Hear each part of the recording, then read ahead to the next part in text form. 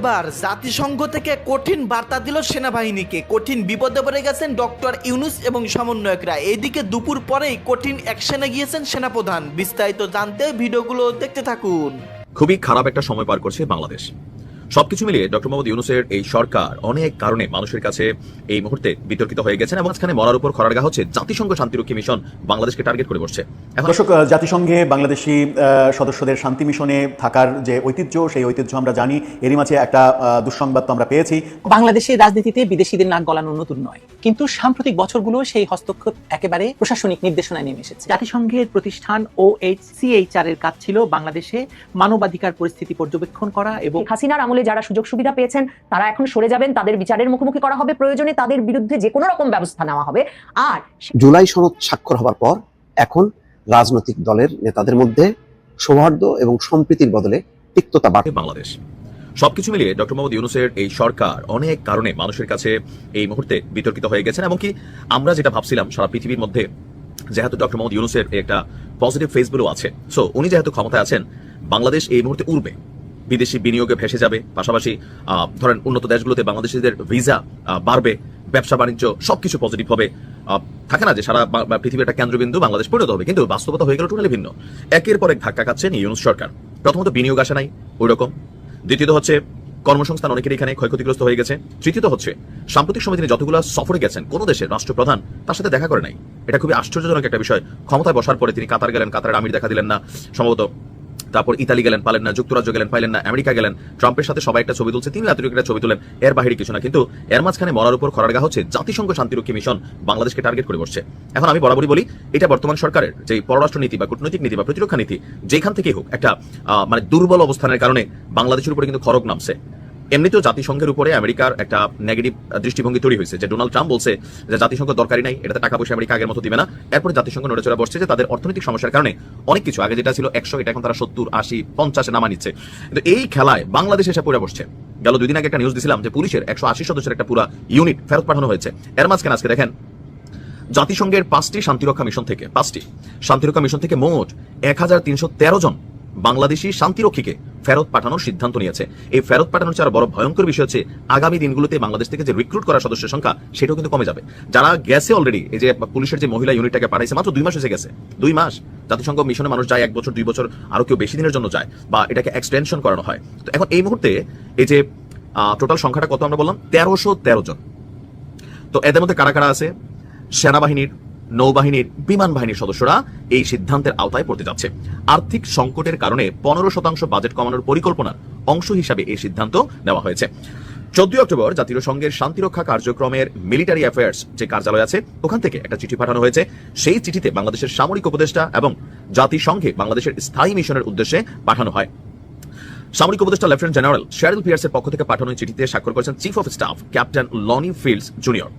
খসড়া প্রস্তুত করেছে লেফটেন্যান্ট কর্নেল মোহাম্মদ তানভীর আলম, যিনি বর্তমানে সংস্থাটির মিলিটারি পিস অপারেশন সাপোর্ট শাখার প্রধান হিসেবে দায়িত্ব পালন করেছে।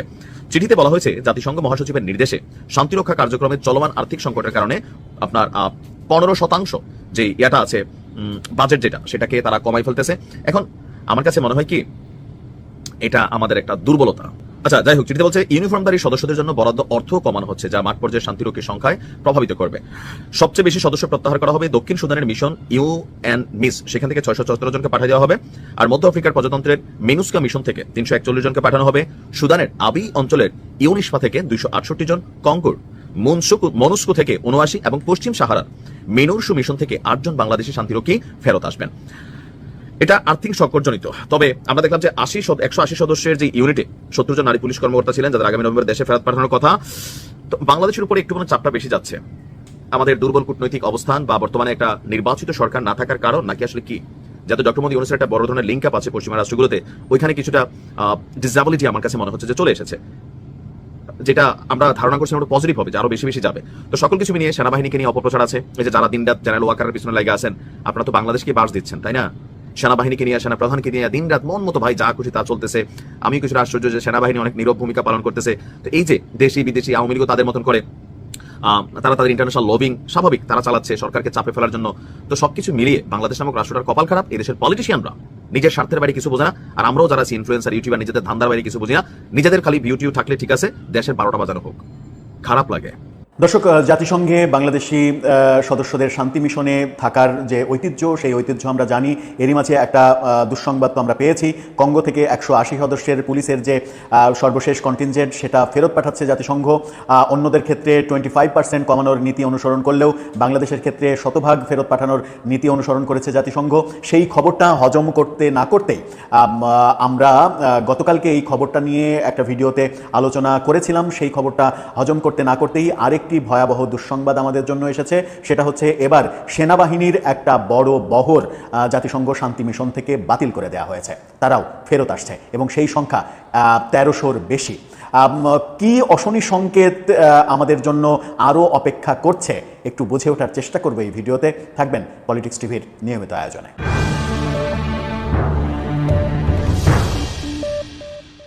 দর্শক, গত বছর জুলাই আগস্ট আন্দোলনে সেনাবাহিনী ছাত্র জনতার উপরে গুলি চালায়নি, সেনাবাহিনী সরকার পতনের পরে ক্ষমতা গ্রহণ করেনি, সেনা শাসন জারি করেনি। এখনও সেনা শাসন জারি হবে কি হবে না এরকম চর্চা যখন আমাদের দেশে নানাভাবে হচ্ছে, তখনও সেনাবাহিনী এই ব্যাপারে আগ্রহ দেখাচ্ছে না। সেনাপ্রধান স্পষ্ট অবস্থান জানিয়ে দিয়েছেন যে সেনাবাহিনী কখনোই টেক ওভার করবে না।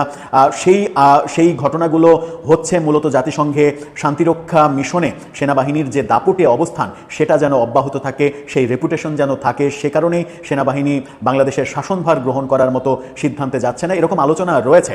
এরকম আলোচনা যখন রয়েছে গত 14 মাসে, সেই আলোচনার মাঝেই ভয়াবহ একটা খবর এসেছে। সেনাবাহিনীর একটা বড় বহর বাতিল করে দিয়েছে জাতিসংঘ। কদিন আগে পুলিশের যে 180 জনের বহর বাতিল করার ঘটনা দেখলাম, এবার সেনাবাহিনীর অন্তত 1300 জনের বেশি একটা বহর জাতিসংঘ শান্তি মিশন থেকে বাতিল করে দেওয়ার ভয়াবহ খবর দিচ্ছে জাগো নিউজ 24। কি বলছে তারা? তাদের শিরোনামটা আপনারা দেখে নিতে পারেন। তারা বলছে শান্তিরক্ষা মিশন থেকে ফিরবে আরও 1313 বাংলাদেশি এবং সবাই সেনাবাহিনীর সদস্য।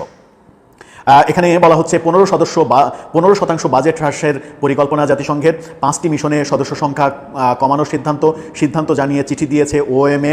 বাংলাদেশের শান্তিরক্ষী আছে অন্তত 10টি অঞ্চলে, 10টি দেশ বা অঞ্চলে। 10টি দেশে এই মুহূর্তে বাংলাদেশের সেনা, নৌ, বিমান বাহিনীর শান্তিরক্ষী মিশনে কাজ করছে। সেখান থেকেই অন্তত 1313 জনের যে প্রত্যাহারের ঘটনা, সেই ঘটনা আমরা খবরে দেখছি। সেখানে বলা হচ্ছে জাতিসংঘের শান্তিরক্ষা মিশনে চলমান অর্থ সংকট মোকাবেলার অংশ হিসেবে বাংলাদেশের শান্তিরক্ষীদের সংখ্যা কমানোর উদ্যোগ নিয়েছে জাতিসংঘ সদর দপ্তর।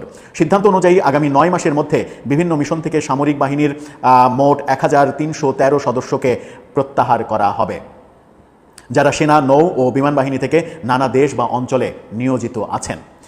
এর আগে শান্তিরক্ষা মিশনে বাংলাদেশ পুলিশের একমাত্র কন্টিনজেন্টকে ফেরত পাঠানোর ঘটনা আমরা দেখেছি, যেখানে 180 জন সদস্য ছিলেন, 70 জন নারী অফিসার ছিলেন। জাতিসংঘের শান্তি কার্যক্রমের মিলিটারি অ্যাফেয়ার্স কার্যালয়ের ভারপ্রাপ্ত সামরিক উপদেষ্টা শেরিল পিয়ার্সের পাঠানো এক চিঠিতে সামরিক সদস্য প্রত্যাহারের সিদ্ধান্তটি জানানো হয়। গত 14 অক্টোবর পাঠানো এই চিঠিতে স্বাক্ষর করেন কার্যালয়ের chief of staff captain lonely fields junior এবং খসড়া প্রস্তুত করেন লেফটেন্যান্ট কর্নেল মোহাম্মদ তানবীর আলম। ওই কার্যালয়ের মিলিটারি পিস অপারেশন সাপোর্ট শাখার প্রধান হিসেবে তানবীর আলম দায়িত্ব পালন করছেন। এ বিষয়ে বাংলাদেশ পুলিশের একজন সদস্য জাগো নিউজ কে বলেছেন যে ওএমএ হলো জাতিসংঘের সামরিক শাখা, তাই সেখান থেকে সংখ্যা হ্রাস করতে বলা কেবল সামরিক সদস্যদের জন্য হতে পারে। অর্থাৎ পুলিশের পক্ষ থেকে বলা হয়েছে যে সংখ্যা হ্রাসের যে ব্যাপারটা, সেটা সামরিক শাখা থেকে বলা হয়েছে, পুলিশ শাখা থেকে না। সুতরাং এই সংখ্যা হ্রাসের ঘটনাটা সামরিক বাহিনীর ক্ষেত্রে ঘটবে, পুলিশের ক্ষেত্রে না। চিঠিতে বলা হয় জাতিসংঘ মহাসচিব অ্যান্তনিও গুতারেস শান্তিরক্ষা কার্যক্রমে চলমান আর্থিক সংকটের কারণে 15% বাজেট হ্রাস পরিকল্পনা বাস্তবায়নের নির্দেশ দিয়েছেন। এই পরিকল্পনার আওতায় ইউনিফর্মধারী সদস্যদের জন্য বরাদ্দ অর্থ 15% কমানো হবে। যদিও এটি সরাসরি সমান হারে জনবল কমানোর নির্দেশ নয়, তবে বাজেট কমায় বাস্তবে মাঠ পর্যায়ে শান্তিরক্ষী সদস্য কমে যাবে, যেটার একটা আদেশ আমরা দেখছি।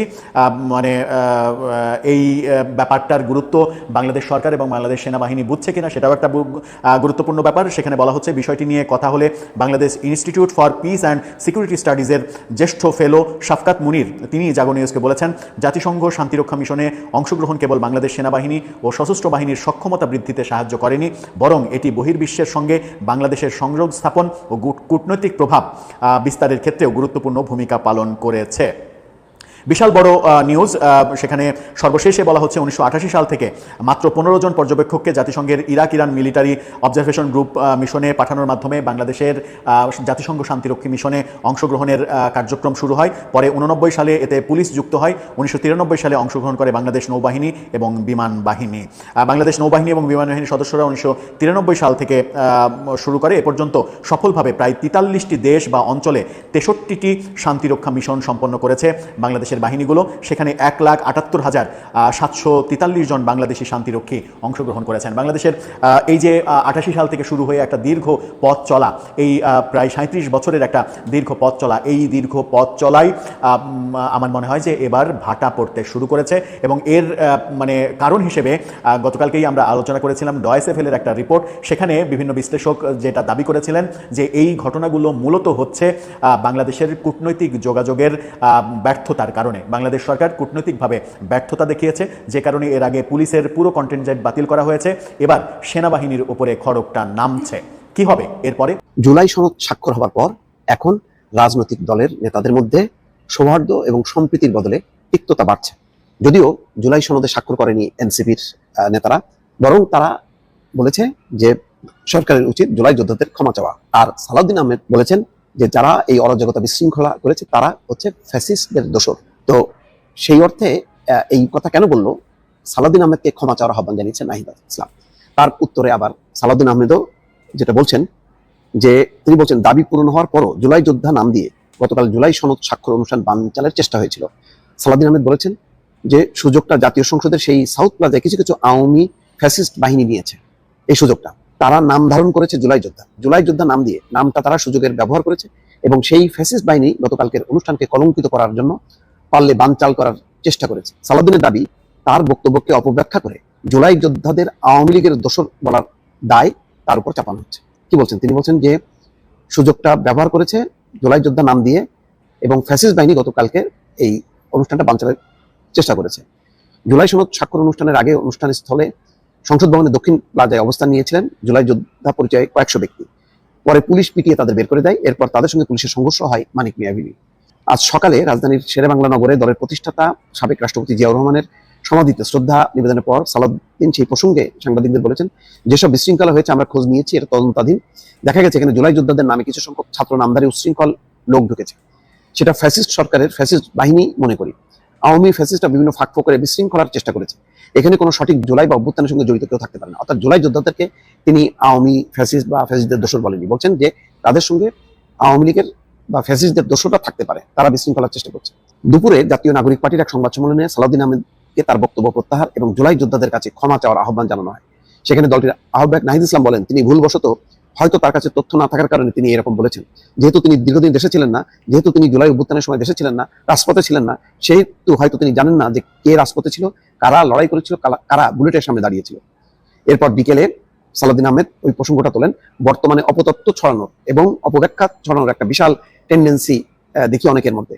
আজকে একটা দলের পক্ষ থেকে সংবাদ সম্মেলনের এক পর্যায়ে আমাকে কেন কোনো একটি বিষয়ে জাতির কাছে ক্ষমা চাওয়ার আহ্বান জানানো হয়েছে, আমি এখানে এই সুযোগটা নিয়ে একটু বলি। যাই হোক, এখানে এখন পাল্টাপাল্টি চলছে। আর অনেকেই কিন্তু এটাও সন্দেহ করছে যে এই পুরো অনুষ্ঠানটা বানচাল করা বা বিশৃঙ্খলার নেপথ্যে এনসিপি আছে, কিন্তু এটা কেউ সরাসরি এনসিপির নাম বলেনি। কিন্তু যেহেতু এনসিপি আসে নাই, যদি এনসিপি নিজেরা আসতো অনুষ্ঠানে, তারপরেও যদি জুলাই যোদ্ধাদের নামে যদি কেউ বিশৃঙ্খলা করতো তাহলে বলা যাবে। যেহেতু তারা আসে নাই, একটা ধারণা করা যায় যে তাদের ইন্ধনে হয়তো কেউ কিছু করতে পারে, কিন্তু কোনোটাই প্রমাণিত না, তদন্তাধীন। সালাউদ্দিন আহমেদ কিন্তু সেটাই বলছে, তদন্ত চলছে, কিন্তু বলছে যে জুলাই যোদ্ধা নামে মানে ফ্যাসিস্ট বাহিনী এই কাণ্ড ঘটিয়েছে, জুলাই যোদ্ধা নামে কেউ এখানে আসেনি, এই কথা তিনি বলছেন। এখন দেখেন জুলাই সনদ স্বাক্ষর হওয়ার পর এখন পারস্পরিক